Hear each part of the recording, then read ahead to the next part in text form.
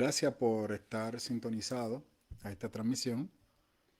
Esto se retransmite en nuestro canal de YouTube que se llama Hablemos de Biblia. Esto es un programa, una página web que también estoy tratando de promover, así que voy a dejar el link en la parte de los comentarios donde usted puede ir y inscribirse para de esta manera los estudios bíblicos pues lo pueda compartir con otras personas fuera del mundo, porque hay personas que tienen cierto eh, rechazo a Facebook, pues van a YouTube y ahí se pueden beneficiar de estas transmisiones.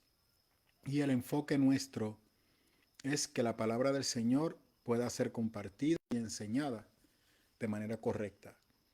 Yo creo que, como decía aquel comercial antiguo en Puerto Rico, eh, pensamiento, lenguaje defectuoso, pensamiento defectuoso. Interpretación incorrecta de la Biblia dará como resultado que vivirás una vida incorrecta. Eso es como yo, ¿verdad?, lo he aprendido.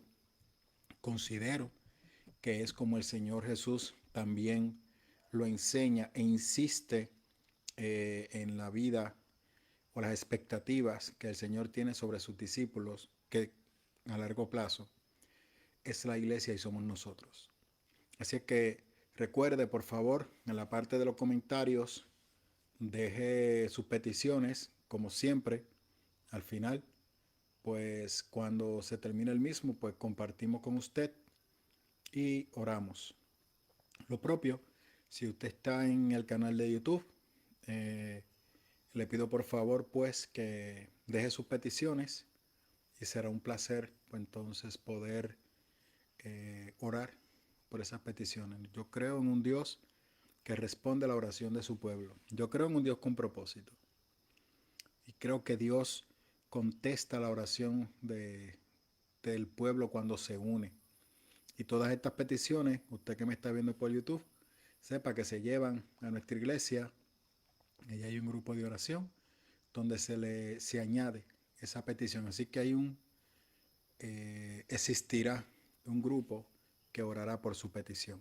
Ahora vamos a continuar con el estudio. Vamos primero a orar y luego entonces ponemos las bases para el tema de hoy. Señor, te damos gracias por esta oportunidad que nos permite estar aquí, Señor. Te damos gracias porque ya nuestro hermano segundo está saliendo de este proceso. Te damos gracias, Señor, por Mateito, que también ya está saliendo, Señor. Te damos las gracias porque pudieron asimilar esta enfermedad, mi Dios. Y lo que te pido es que podamos celebrar juntos la victoria de ellos. Te pedimos también por Aide y por Raymond, Señor, que tú los sigas guardando y protegiendo. Te seguimos, Señor, intercediendo por la salud de Rose, por la salud de Lucian, por la salud de Marilyn, eh, por la salud de Marta, Señor, de Don Víctor, y por cualquiera de mis hermanos y cualquier persona que pueda tener acceso a esta transmisión, IDI, Señor, y esta joven que no hay que dar detalle, tú sabes quién es, que fue diagnosticada con esta enfermedad, la cual tú sabes, Señor, cuál es, pero te pedimos que te glorifiques en su salud y que sepa que esto no es el final del camino, que puede ser el comienzo, más bien, de algo hermoso y poderoso. Solamente si te creemos a ti, Señor, y si vivimos conforme a tu perfecta voluntad. Te pido, Señor, de una manera especial por cualquier persona que pueda tener acceso a esta transmisión y se encuentre confundida, se encuentre distraído, se encuentre, Señor, desorientado, que no pueda o se le hace difícil, Señor, encontrar una comunidad de fe en la cual congregarse, que tu Espíritu Santo, Señor, se haga real en la vida de esta persona que pueda tener acceso a esta transmisión, que sepa, Señor, que aunque las comunidades de fe no somos perfectas, nos esforzamos, Señor, por agradarte. Y siempre, Señor, hay un grupo que dará testimonio de ti, no solamente con palabras, sino con su vida. Y te pido, Señor, que tú le toques, que tú le lleves a un lugar que se predique tu palabra, Señor, que se enseñe tu palabra, Señor, para que puedan amar tu palabra y de esta manera madurar espiritualmente para que podamos transformar, Señor, el entorno, el lugar donde tú nos has enviado, Señor, a brillar, a hacer luz en medio de las tinieblas. Nuestra comunidad de fe, que está ubicada en el barrio Bajura, frente al parque de pelota, Señor, que desde allí podamos impactar de manera positiva esta comunidad.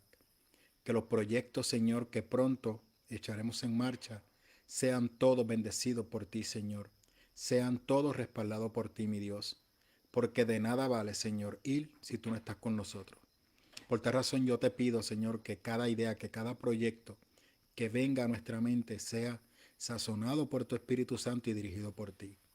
Que nos abras puertas, Señor, y que nos permitas impactar de manera positiva estos hogares, conforme al diseño que estamos tratando, Señor, de desarrollar,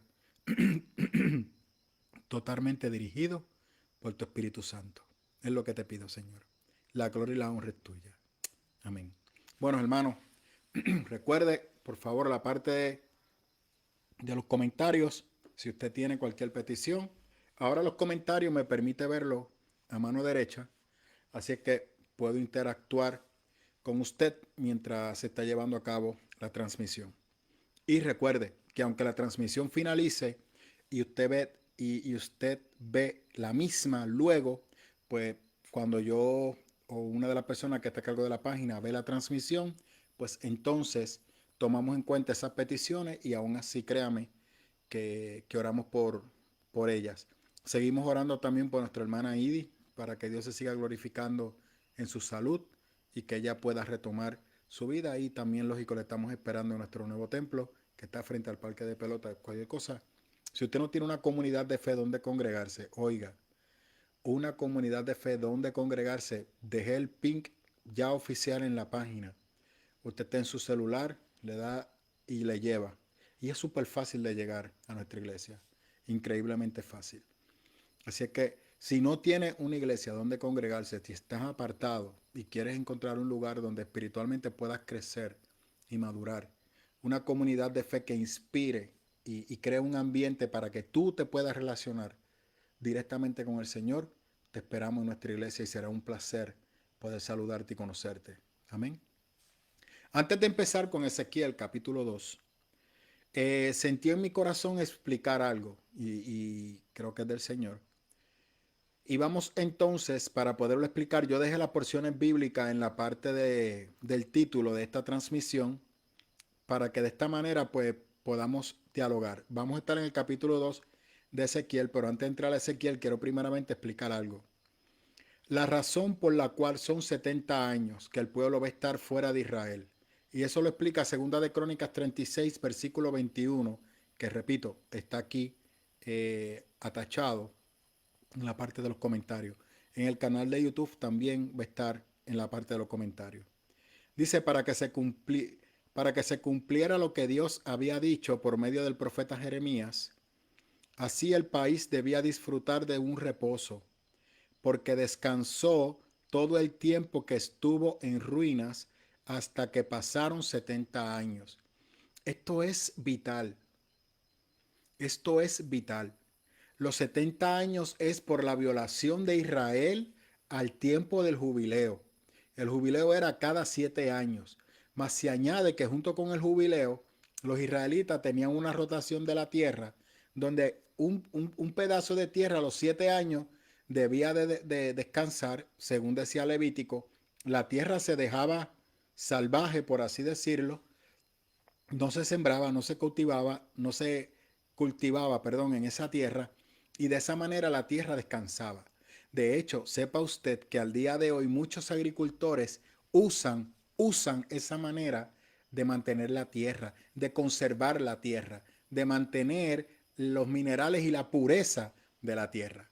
Así es que eso es esencial para que la tierra mantenga su salud. Mira qué cosa sobrenatural. Literalmente es dejar descansar la tierra. No se siembra nada, ningún tipo de fruto, sino que se deja de manera libre. De hecho, actualmente hay un sistema nuevo que se está desarrollando de agricultura donde la tierra no se lacera. ¿A qué me refiero con lacerar? con arar, sino que el sembrado es un tipo de ecoamigable, donde el fruto crece junto con las demás hierbas, que no hay necesidad de limpiarlo, como nosotros decimos, limpiar la tierra, porque ella puede coexistir y las raíces coexisten y el fruto se da, si es un fruto de verdad, de buena calidad, que es otro proceso que se lleva a cabo, y usted se da cuenta que la tierra es más productiva. Y si usted le da descanso a la tierra, más productiva es.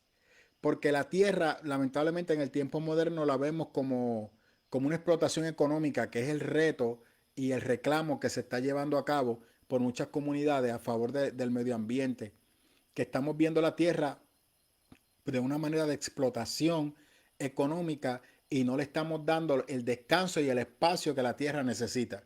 Dígame si eso no es lo que está pasando en Segunda de Crónicas 36:29, como acabamos de leer.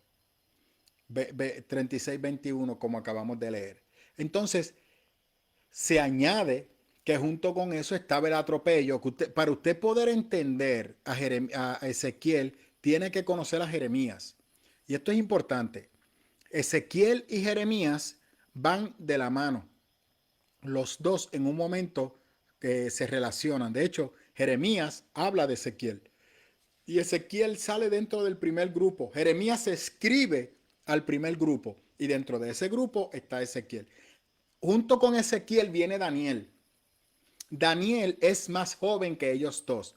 Así que cuando Daniel viene, tiene unos 15, 20 años y automáticamente es llevado al palacio. Ezequiel no va al palacio. ¿Por qué? Porque Ezequiel no es parte del grupo de la oligarquía, de las personas adineradas de Israel. Daniel sí. Daniel era parte de la aristocracia. Ezequiel era parte del linaje sacerdotal, pero no necesariamente los sacerdotes eran económicamente pudientes.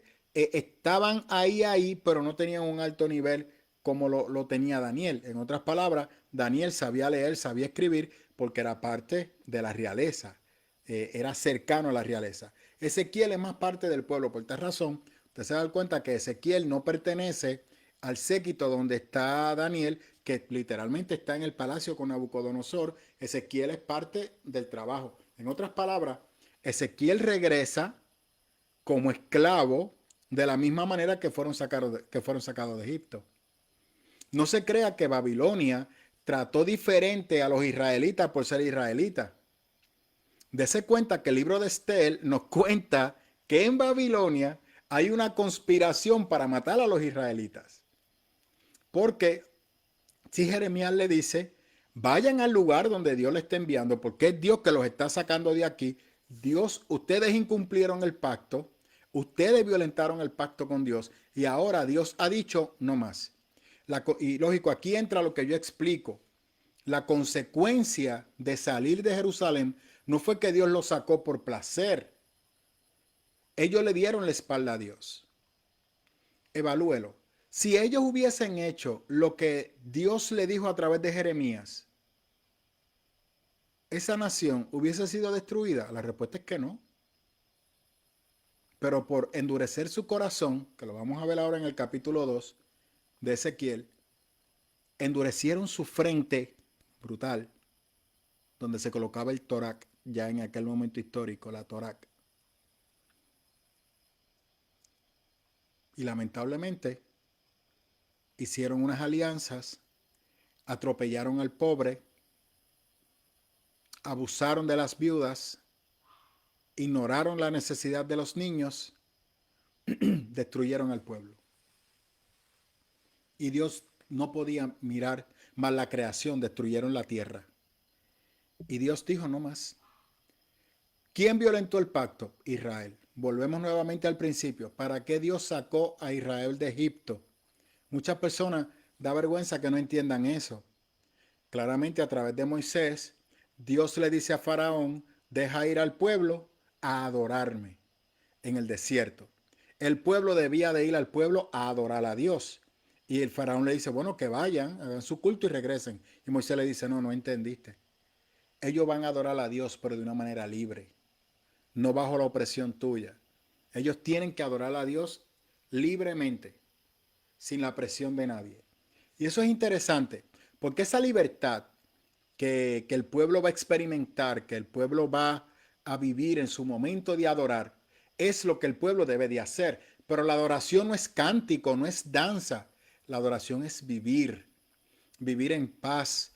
Y yo compartía hoy con el grupo una nota de Eclesiastés que habla sobre disfrutar el fruto de tu trabajo. Disfruta de tu trabajo, disfruta de tu esfuerzo. Vive porque Dios se deleita cuando tú vives feliz. Entonces vives de una manera balanceada. Vives de una manera sujeta al consejo de Dios. Procuras el bienestar de los demás. Procura tu propio bienestar.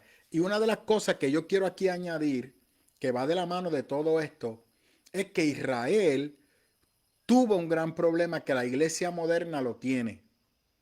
Y es enfocarse en la autorrealización, en la realización del individuo, en yo como individuo buscar mi propia necesidad y no respetar la necesidad de los demás, atraer todo hacia mí. Soy yo, soy yo. Eso es la autorrealización. Yo me preocupo por mí y no me importa lo que pasa contigo. Repito, como el cántico que yo critico, yo no sé lo que tú viniste, yo vine a adorar a Dios. O sea, de allá tú, pero yo estoy aquí porque vine a adorar. No, no. ¿Por qué no puedes adorar junto conmigo? Yo voy a hacer una pausa, mi adoración, para poderte atender a ti, porque juntos tenemos que adorar. Dios espera que juntos adoremos. Y si juntos tenemos que llorar, lloramos porque eso es parte de la adoración. Si juntos tenemos que sufrir, sufrimos porque eso es parte de la adoración. Y lo hacemos en conjunto, lo hacemos en familia. No lo hacemos de manera individualista y enfocado solamente en mí y no me importa lo que pase contigo. Bueno, basado en eso, una de las cosas que destruyó a Israel fue eso. El pueblo se enfocó en el consejo del rey e ignoraron a Jeremías. Segunda de Crónica nos da un detalle sobre eso. Jeremías da más detalles sobre eso. Ahora, Ezequiel, mire qué cosa sobrenatural, que no lo recalqué en el estudio anterior. De la misma manera, y por favor, bueno, esto está grabado, usted no tiene que hacer nota. De la misma manera que sucede en Apocalipsis, ¿cuándo se da la revelación de Apocalipsis? ¿Cuáles son las circunstancias de la revelación de Apocalipsis? Aproximadamente se estima que Apocalipsis pudo haber sido redactado o la revelación se dio en el 95 después de Cristo. ¿Qué está pasando en la iglesia en el 95 después de Cristo? La mayoría de los apóstoles han fallecido, han sido martirizados. Muchos de los creyentes, seguidores de los apóstoles, han sido martirizados. Y las personas siguen esperando la venida de Cristo.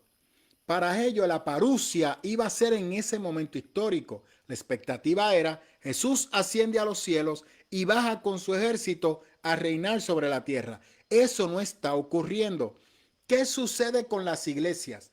Las iglesias van creciendo, se esparce el evangelio, se esparce la palabra de Dios por el mundo conocido y a su vez surgen preguntas sobre cuándo Cristo vendrá y dónde está Jesús. Eso es importante.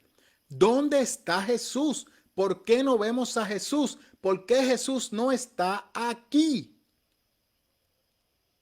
¿Y por qué no ha venido? Y se da la revelación de Apocalipsis. No hay detalle de dónde está Jesús. Porque recuerden que el libro de los Hechos nos dice que Él asciende a los cielos y los ángeles le dicen al grupo presente, que ustedes ven que ascienden, de la misma manera que Él sube al cielo, así mismo descenderá. Qué cosa sobrenatural. Pero ¿qué sucede? Que el tiempo transcurre, ya aproximadamente 60 años de la resurrección de Jesús, y la gente sigue pasando atropello. Recuerde que los primeros 3 siglos de la iglesia se le conocen como los años de los mártires de la iglesia, donde por tú ser cristiano, la pena o la recompensa era la muerte, era la persecución. El ser cristiano era un sello de persecución. Entonces, esa paz humana, terrenal, La iglesia no la ve. Entonces, ¿dónde está Dios? Dios está ajeno a nuestra necesidad. ¿Cuándo Dios nos hará justicia? Justicia. Y por eso usted se da cuenta que en el libro de Apocalipsis hay un grupo que dice Apocalipsis que está debajo del trono de Dios o frente al trono de Dios, clamándole a Cristo por justicia. Son los mártires que están en la tierra y en el cielo se consta del clamor de ellos. Pero el mismo Señor le dice, todavía no, un tiempo más. O sea, Apocalipsis se da con una respuesta a la necesidad de la iglesia de saber dónde está Cristo, cuál es el futuro de la iglesia y cuándo Cristo atenderá la injusticia de la humanidad en contra de unos a otros y en contra de Dios mismo. Ezequiel se da en un escenario similar. Dios habla a través de Jeremías, dice las últimas palabras de Jeremías: el pueblo ahora está esclavo en Babilonia con un corazón endurecido. ¿Por qué? Porque han claudicado, han colapsado, han llegado al piso, a lo peor que se puede llegar como individuo y como nación, que es a ser esclavos. Y Dios nos ha abandonado. ¿Cómo es posible que Dios nos entregara en manos de un pagano? Nabucodonosor. ¿Dónde están los profetas que dijeron, que hablaron de parte de Dios, que nos comentaron que Babilonia no iba a vencer a Jerusalén? Porque Jerusalén era el lugar donde habitaba la presencia de Dios y era imposible que un pagano pudiese vencer a Dios. Óyeme, Dios venció al rey de la tierra llamado Faraón, que se hacía ser Dios sobre la tierra, lo destruyó. Usted recuerda a Gedeón en el libro de los jueces, hombre forzado y valiente, y Gedeón lo mira de arriba abajo. ¿A quién tú le hablas? ¿De qué tú hablas? ¿Esforzado y valiente de qué? Si yo me estoy escondiendo. Y viene y le empieza a hablar de las promesas de Dios. Y dice, ¿qué promesa de Dios de qué? Yo escuché las cosas que Dios hizo supuestamente, que me dice mi abuelo, pero yo no sé dónde está ese Dios, porque ahora mismo aquí nosotros no podemos tener paz. Los hedonitas nos hacen daño, los filisteos nos quitan nuestra comida, nos matan, nos asesinan. ¿Dónde está Dios? Y esto es importante. No hay una reflexión de que la condición donde la nación está es por su desobediencia. Muchas veces las cosas nos están saliendo mal, espiritualmente hablando, y pensamos que es que Dios está en contra de nosotros, pero es que nosotros estamos viviendo a espaldas de Dios.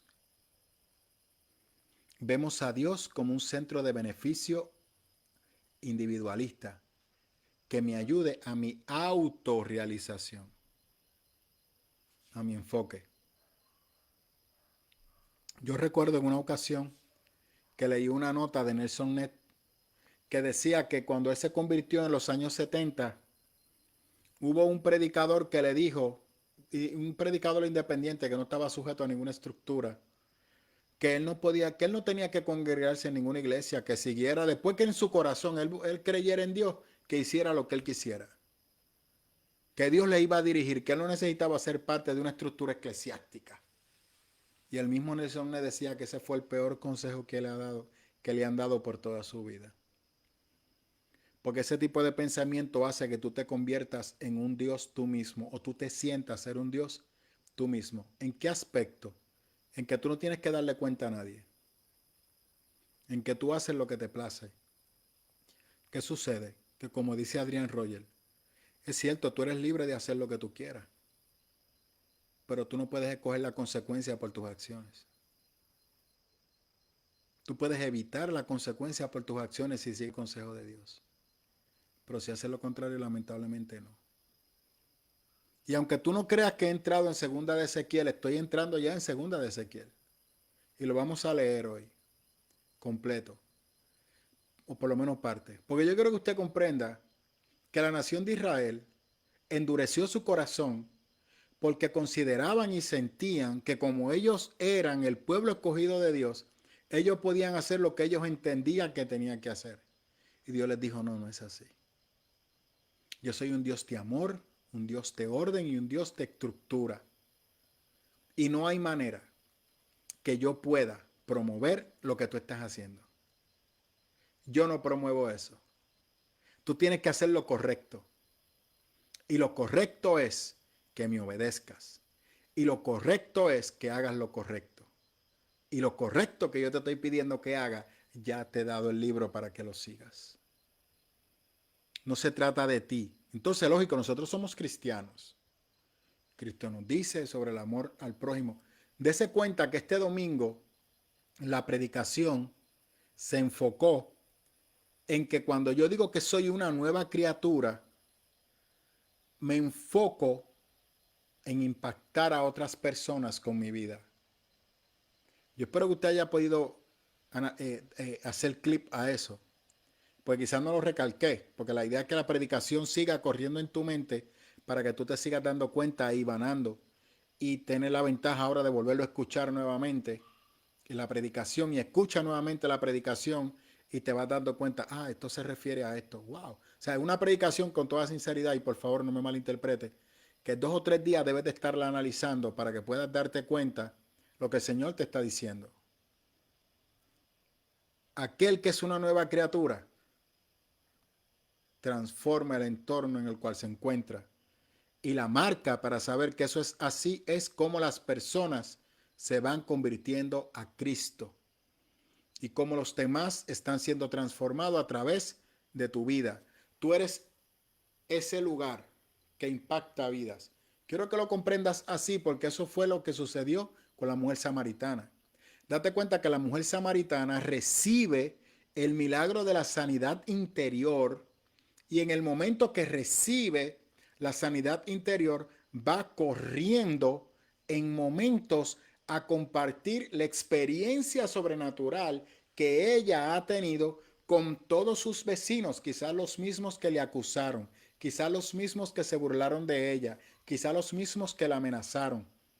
Y la Biblia dice que luego de que ella trae a toda la comunidad o a la aldea a la presencia de Jesús, los samaritanos de ese lugar, de esa región, no querían que Jesús se fuera.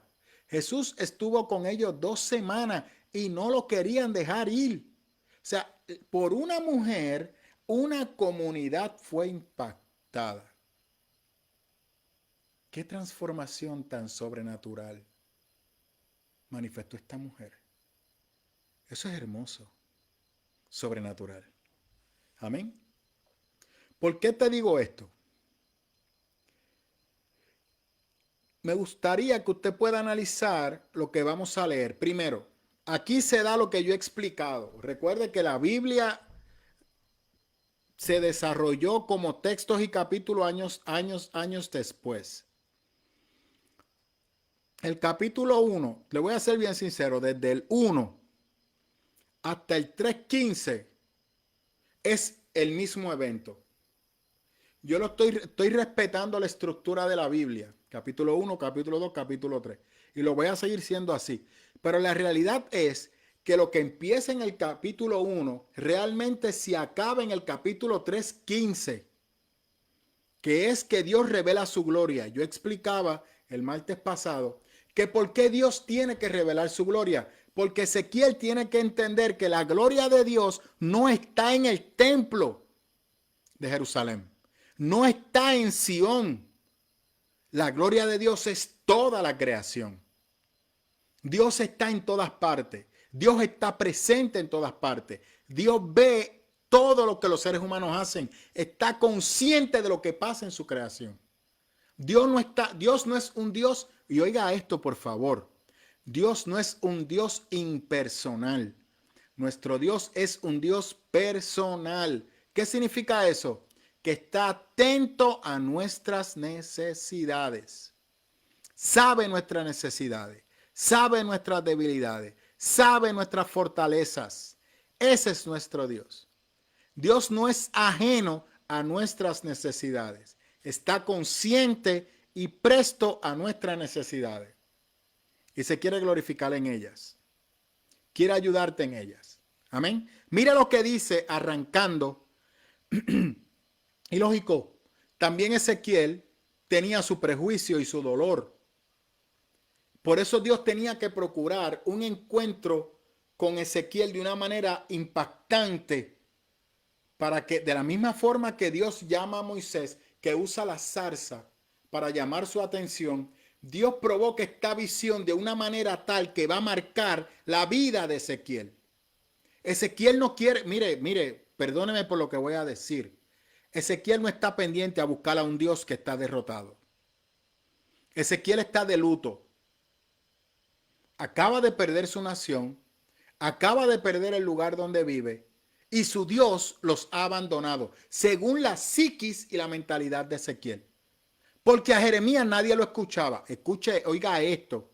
A Jeremías nadie le interesaba escucharlo. Porque Jeremías no tenía el reconocimiento y la autoridad que los profetas pagados por el rey. Esas eran las personas de prestigio. No Jeremías. Jeremías ni su padre lo quería. En una sociedad de honor y verdad, eso es todo. Jeremías era un cimarrón. Y aunque algunos le hacían caso, la mayoría no. El único que se mantuvo fiel a Jeremías fue Baruc. Y al final, cuando Dios honra la fidelidad de Jeremías y todo lo que Jeremías profetizó se cumplió al pie de la letra, entonces, luego de que ya la tormenta ha llegado y ha destruido a Israel, entonces se dan cuenta que Jeremías estaba hablando de parte de Dios, pero ya era tarde. Ya no hay marcha atrás. Mira lo que dice Ezequiel. Y oí, luego de que él se tira al piso, nos quedamos en el capítulo 1, me tiré al piso, oí una voz que me decía, tú hombre, ponte de pie, que te voy a hablar. Mientras esa voz me hablaba, entró en mí el poder de Dios brutal y me hizo ponerme de pie. Entonces oí la voz que me hablaba. Seguía diciendo, a ti, hombre, te voy a enviar a los israelitas, un pueblo desobediente que se ha rebelado contra mí. Ellos y sus antepasados se han levantado contra mí hasta este mismo día. También sus hijos son tercos y de cabeza dura. Pues te voy a enviar a ellos para que le digas, esto dice el Señor. Ya sea que te hagan caso o no, pues son gente rebelde, sabrán que hay un profeta en medio de ellos. Esto lo vamos a explicar ahora. Tú, hombre, no tengas miedo de ellos, ni de lo que te digan, aunque te sientas como rodeado de espinos o viviendo entre alacranes. No tengas miedo de lo que te digan, ni te asustes ante la cara que pongan, por muy rebelde que sean. Tú comunícales mis palabras, ya sea que te hagan caso o no, pues son muy rebeldes. Atiende bien lo que te digo, y no seas rebelde como ellos. Abre la boca y come lo que te voy a dar. Entonces vi una mano extendida hacia mí, la cual tenía un escrito enrollado. La mano la desenrolló delante de mí. Estaba escrito por ambos lados. Eran lamentos, ayes de dolor y amenazas. Ok. Repito, esto se acaba en el 15, pero voy a respetar el texto y vamos capítulo por capítulo. En algún momento voy a tocar 2, ¿verdad? Para que podamos adelantar. Dios escoge a Ezequiel para llevar el mensaje a la nación de Israel, que está dolida, que se siente abandonada, que está actualmente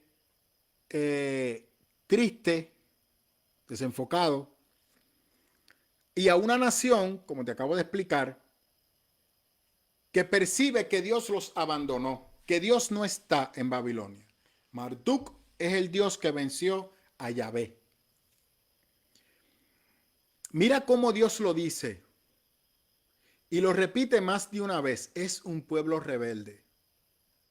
Es un pueblo rebelde. Es un pueblo duro de cerviz, dice la Reina Valera.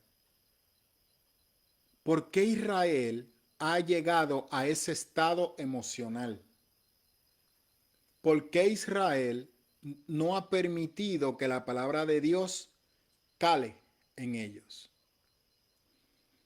Porque lamentablemente Israel se acomodó y empezó a comportarse como las naciones a su alrededor.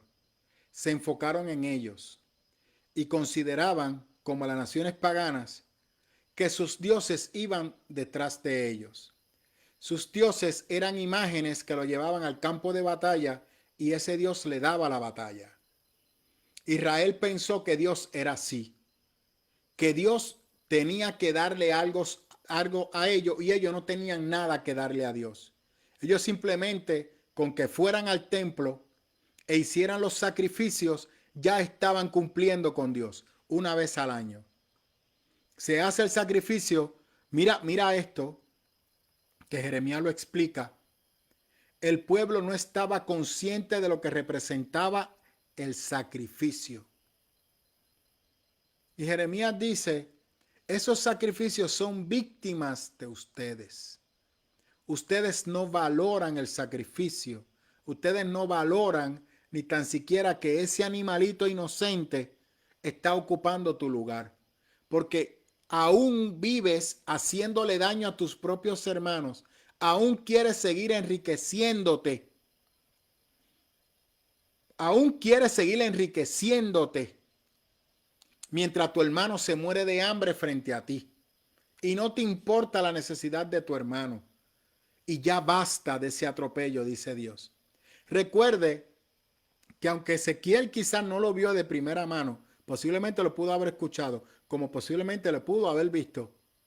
Jeremías, que es el que está llevando el mensaje delante del rey, a Jeremías no le están dando un lugar de respeto y de honor. En el momento que Jeremías empieza a profetizar y a advertir al pueblo, a la nación de Israel, donde habita la presencia de Dios, lo que empieza a recibir es ataques y atropellos. Dios le está diciendo a Ezequiel, prepárate que puedes recibir ataques y atropellos, pero no tengas miedo. Lógico, Israel está como esclavo. ¿Qué poder tiene Israel? No tiene ningún poder. ¿Qué autoridad tiene Israel? No tiene ninguna autoridad. Israel es una nación que no tiene gobierno, es un esclavo, no tiene ejército, no tiene nada. Y de hecho, date cuenta que en Babilonia, ellos no era que estaban en comunidades, estaban aislados, porque estaban en el trabajo duro, en el trabajo del imperio, se convirtieron en esclavos del imperio. Hay veces que las películas lo presentan a ellos vendiendo y haciendo cosas, no necesariamente. No necesariamente. Esos primeros años fueron de esclavitud, trabajo forzado. Quizás luego, ¿verdad? Pues el imperio de Babilonia, cuando Nabucodonosor se convierte, las cosas van siendo suavizadas para los judíos y los judíos entonces se mantienen participando en la sociedad. Y quizás sean un poco más activos. Recuerda que entonces las profecías se van dando, pero en el momento que la profecía de Ezequiel se da, la herida está fresca. Esto es importante. Todavía la gente recuerda lo que estaba pasando en su nación y vieron cómo los babilónicos entraron con sus caballos a destruir a Jerusalén. Todavía el templo en ese momento histórico no había sido destruido. Recuerda que el templo se destruye al final. Ya, si no me equivoco, en el tercer viaje, el cuarto viaje o quinto viaje de Babilonia. Pero estamos en el primer viaje. Así que Ezequiel está en Babilonia y Dios va a empezar a hablar a través de Ezequiel en Babilonia, mientras Dios está hablando a los judíos que están en Jerusalén. Entonces Dios le envía a un profeta, Ezequiel, para que hable a los judíos que están en la diáspora, en Babilonia, y tiene todavía a Jeremías, que está hablando acá en Jerusalén, tratando de que el pueblo entre en razón. Ok, esto es importante y esto no se puede despintar. Dios dijo, te vas a Jerusalén, te vas de mi tierra. No hay marcha atrás, ya no más. No importa lo que los israelitas hicieran, ya Dios había determinado que se iban y los entregó en manos de Babilonia. Y mira qué cosa brutal, porque ahí mismo Dios le está diciendo, porque yo sé que si yo te envío a los babilónicos, ellos te van a escuchar. Lengua extraña es Babilonia. ¿Qué lengua hablaban en Babilonia? Arameo. ¿Qué lengua hablaban los hebreos? Ya en este momento histórico, los hebreos hablaban hebreo, tenían su propio dialecto. Tenían su propio dialecto. El arameo ya había madurado. Esto es importante porque el arameo nace en Mesopotamia. Pero ese arameo se mantiene y va tomando una característica, una estructura. Y los hebreos, que sale del arameo, tiene una conexión con el arameo, el lenguaje hebreo, va tomando su propia estructura y se separa del arameo. Entonces, cuando Ezequiel llega a Babilonia, hay un arameo que él no conoce.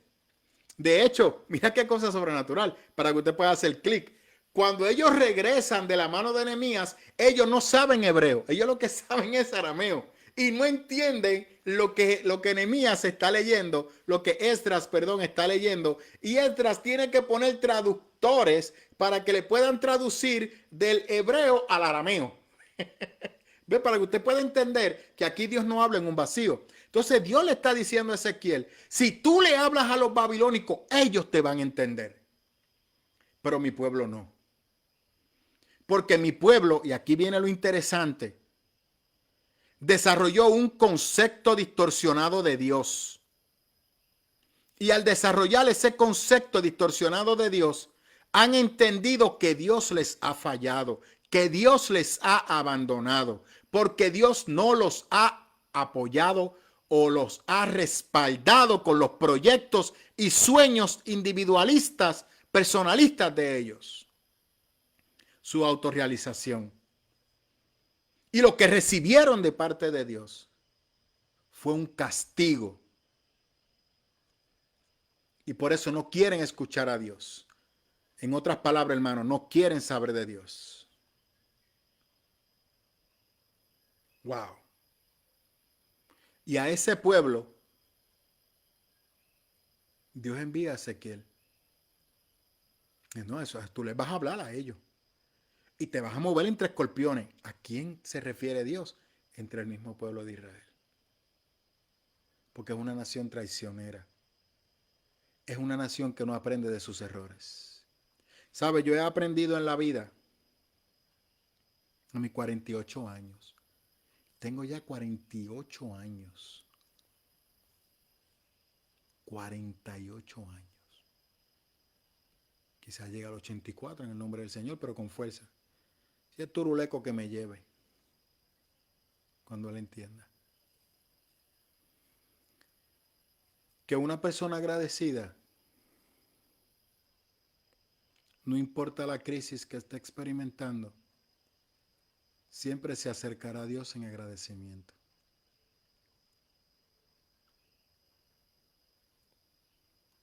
Una persona agradecida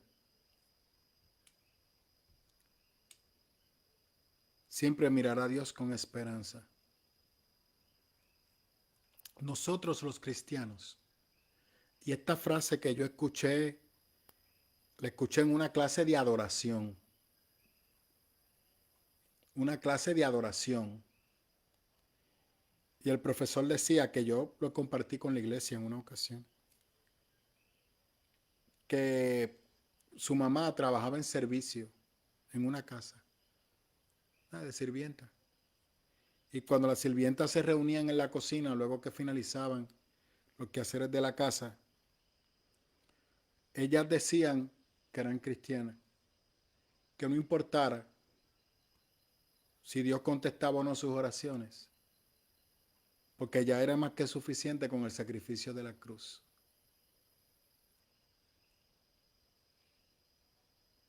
Te confieso, hermano, que aún yo me pregunto si yo soy así de agradecido.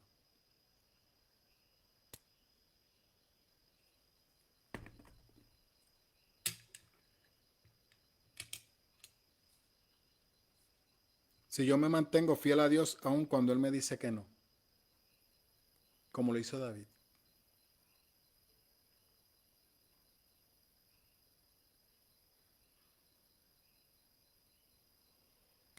¿Sabe? Y una de las cosas que Apocalipsis nos dice, primeramente que Dios está consciente de lo que pasa en las iglesias.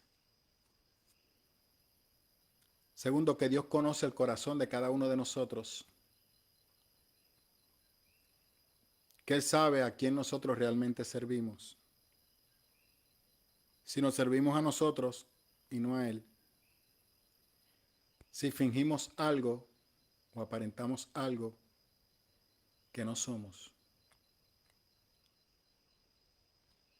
Y si realmente Él es el centro de nuestras vidas.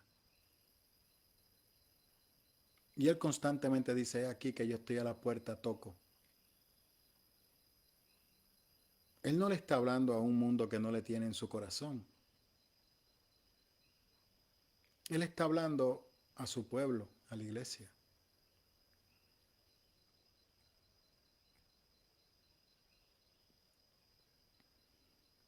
Recientemente yo repasaba una nota sobre nuestro país, Puerto Rico. Puerto Rico es una isla que ha sido sobreevangelizada. No importa el rincón de Puerto Rico, hay una iglesia. No importa. Una iglesia independiente, una iglesia conciliar, una iglesia católica. Puerto Rico es una isla pequeña.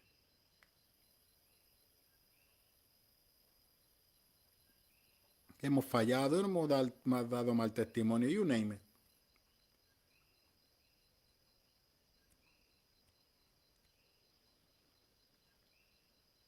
Y Puerto Rico ha endurecido su corazón.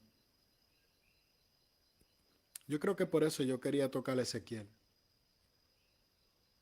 Porque ese llamado que Dios le hace a Ezequiel es el mismo llamado que Dios le hace a los apóstoles. No hay diferencia. Porque usted dirá, no, porque en el tiempo de Jesús ellos no estaban esclavizados. Bueno, eran vasallos del Imperio Romano. Vaya a buscar lo que es vasallos. Tenían una supuesta libertad, pero estaba subyugada o sometida al Imperio Romano. Sí que era una aparente libertad disfrazada de las limitaciones que el imperio podía determinar. O sea, tú eres libre hasta aquí. Fuera de ahí ya no eres libre. Entonces, ¿dónde está la libertad? La nación de Israel en el tiempo de Jesús estaba dividida en la pirámide social, donde los alfareros, carpinteros, personas de ese tipo de trabajo, de hecho, en Jeremías nos dice que dentro del grupo lo primero que se llevaron fue a ellos, porque esas posiciones eran de alto reconocimiento y muy importantes en la sociedad, dentro de la pirámide de la sociedad. Pero en el tiempo de Jesús la gente era renuente a escuchar el mensaje, porque el pueblo de Israel había sufrido tanto que la gente se resistía a escuchar el mensaje, por el dolor, por la crisis, por el atropello de parte de los fariseos y los saduceos. En el tiempo de Ezequiel, los escribas, los sacerdotes, el rey, y yo he explicado que según la visión sionista, el rey era el pastor de Israel. El rey era la representación de Dios en la tierra. Todas esas estructuras le habían fallado al pueblo. Todos esos líderes educaron de manera incorrecta al pueblo. Y eso es lo que tenemos hoy en día en nuestro Puerto Rico.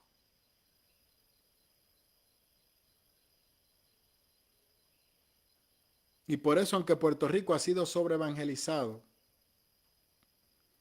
tenemos muchas personas que han endurecido su corazón.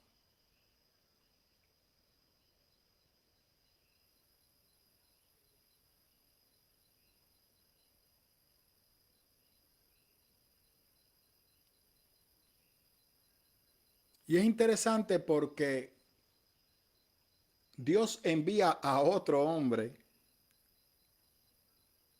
que se encuentra en las mismas circunstancias que Israel para llevarle el mensaje. Recuerda que Ezequiel no está en Jerusalén. Ezequiel también está siendo esclavo en Babilonia. Entonces Jeremías es el que está en Jerusalén. Y Jeremías, de hecho, como lo expliqué, le escribe a los que están en Babilonia una carta y les exhorta que respeten a Babilonia y que Dios los va a cuidar en Babilonia.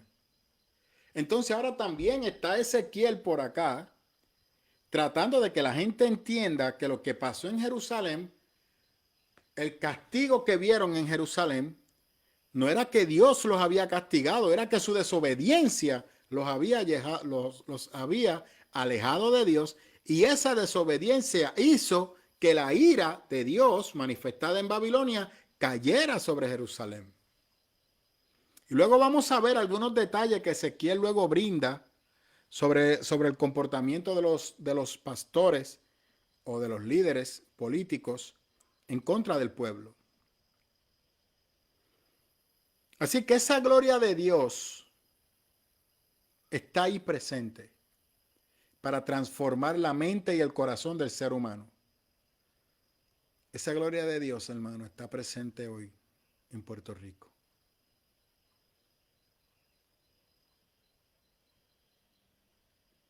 Y Dios está buscando a hombres como Ezequiel, que aunque tengan miedo, que aunque estén sufriendo, que aunque estén desconcertados, pero si están dispuestos a seguir a Dios, Él se va a glorificar en la vida de ellos.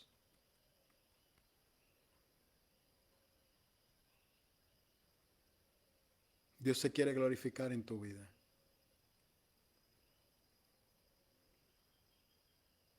Para que así, mediante tu vida,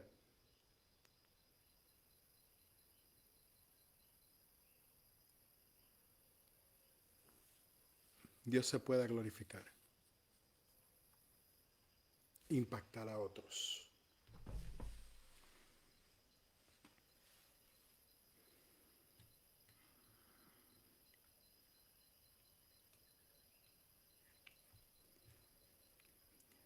Ezequiel no tuvo opción. Yo quiero que usted comprenda. Ezequiel dijo, Dios no le dijo a Ezequiel, oye, ¿tú crees que tú puedas ayudarme con este problemita? Como, de hecho, bueno, Dios llama a Moisés. Le dice, Moisés, necesito que tú me ayudes en algo. Lo estoy parafraseando. Pero ese es el diálogo entre Dios y Moisés. O sea, yo no estoy capacitado para hacer eso. Mira que yo no me expreso bien, yo soy tardo en estructurarme y hablar frente al faraón. Eso es que ser bien estructurado. Faraón es una persona bien estructurada y Dios dice, tranquilo, eso está resuelto, tu hermano va a hablar por ti. ¿Cuál es la otra excusa? ¿Y cómo esa gente me va a escuchar? ¿Y de parte de quién le voy a decir que voy? Esa gente está en esclavo allí, esa gente lo que conocen son los dioses de Egipto. No, tú le vas a decir el gran yo soy, el Elohim te envía. Ve. Pero chico, cuando yo esté frente a Faraón, que es el hombre más poderoso, ¿cómo él sabrá que yo voy? Eran excusas. ¿Qué tú tienes en la mano? Un bastón. Tíralo al piso. Se convirtió en serpiente. Cógelo. Boom. ¿Qué significó eso? El rey era relacionado con la serpiente. La serpiente tenía unas cualidades divinas, según la tradición, ¿verdad? De los egipcios. ¿Por qué Dios hizo eso con Moisés? Para que Moisés se diera cuenta que el poder divino de Faraón estaba sujeto a él. Y le dice a Moisés, tú serás Dios delante de Faraón, tú me representarás a mí. Aquí no se da eso. A Ezequiel le dice, esto es lo que vas a hacer. Y le da el rollo. La palabra. Trágate la palabra. O sea, no tienes excusa. Sabes lo que vas a hablar. ¿Qué dijo Jeremías? Yo soy niño y no sé hablar. Entonces Dios le dice, oye, Jeremías, desde el vientre de tu madre yo te escogí. Yo te voy a usar. Tú vas a hablar de parte mía. Hoy en día, la iglesia no tiene opción. La iglesia tiene una responsabilidad. Si si estamos leyendo mal la Biblia, si la estamos aplicando mal, el problema es nuestro, no es de Dios. Existen canales como este, existen un montón de canales, existe un montón de información que está ahí para que tú puedas educarte y puedas poner en práctica de manera correcta la palabra. Puerto Rico carece de eso, pero Puerto Rico tiene muy buenos seminarios que se están graduando todos los años, muchos buenos estudiantes. Sería mejor una cantidad mayor, totalmente de acuerdo. Y las iglesias debemos de promover que la gente estudie y se capacite en el conocimiento de la palabra. Porque bien preparado teológicamente y lleno del Espíritu Santo somos dinamita, somos un poder. Porque el conocimiento bíblico a nivel de seminario no le resta la unción.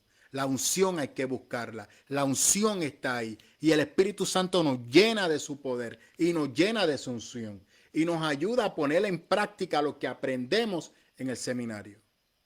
Para de esta manera impactar de manera positiva a un Puerto Rico que muere. Se nos está destruyendo en nuestras manos. Tenemos que hacer algo. Pero es que no nos escuchan. ¿Qué le dijo a Ezequiel?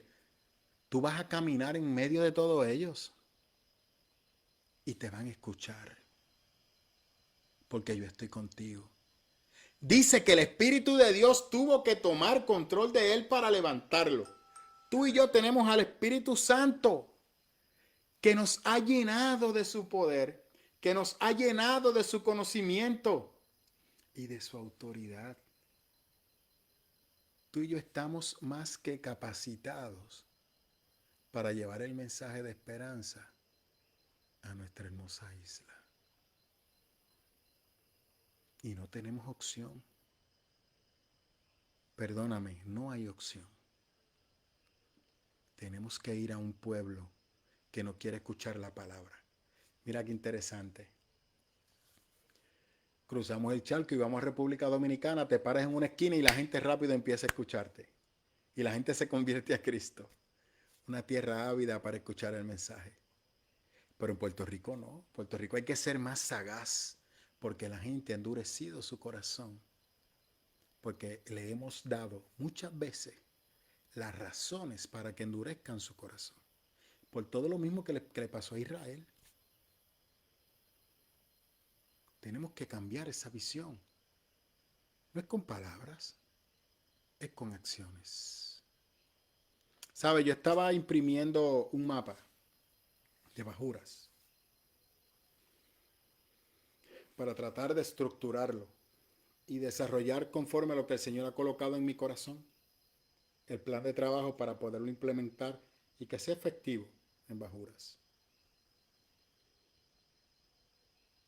Y cuando conté esa comunidad que tiene como unas 500, 600 personas, tiene como 6 iglesias con la nuestra, incluyendo una católica. Lógico, si sumamos Velomas, la cantidad aumenta. Yo estoy hablando de lo que está frente a nosotros, detrás del parque de pelota, hasta dejando el cachete aparte, literalmente hasta el centro comunal y un poco más. Centro comunal y un poco más. Toda esa comunidad. Hay como unas 500, 600 familias.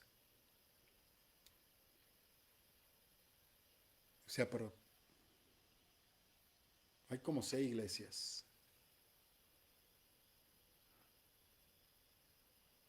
Y cada iglesia está por su lado.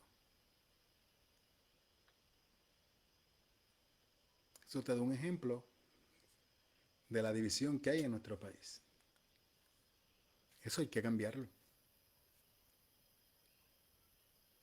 uno tiene que buscar la manera de cómo cambiarlo. Y yo estoy orando porque estoy esperando que Dios me dé una visión quizás para analizarla. Porque es como Pablo. Pablo primeramente cuando llegaba a una comunidad iba a la sinagoga. Si en la sinagoga no le hacen caso, entonces él se movía.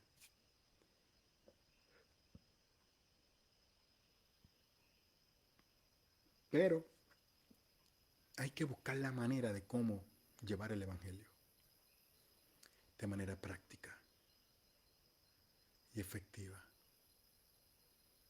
Hay que cambiar los rudimientos incorrectos. Fueron los mismos que destruyeron a Israel. Y eso como consecuencia hizo que la persona endureciera en su corazón y no quisieran acercarse a Dios.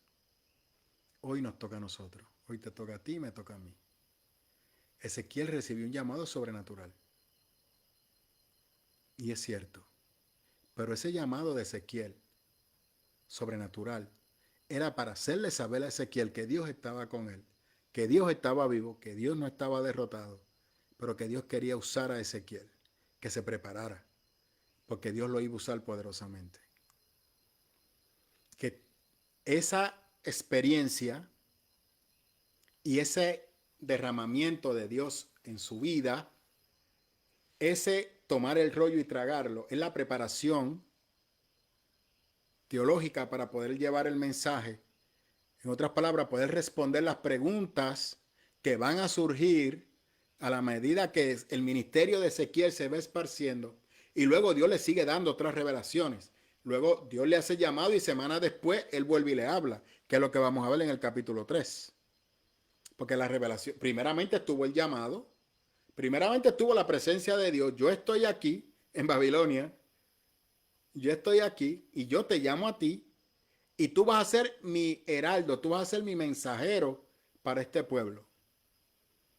Lo mismo que Dios hizo con la iglesia, lo mismo que Dios hizo contigo y conmigo. Y hoy Dios nuevamente nos hace ese llamado que tenemos que llevar a cabo para provocar un cambio en nuestro país.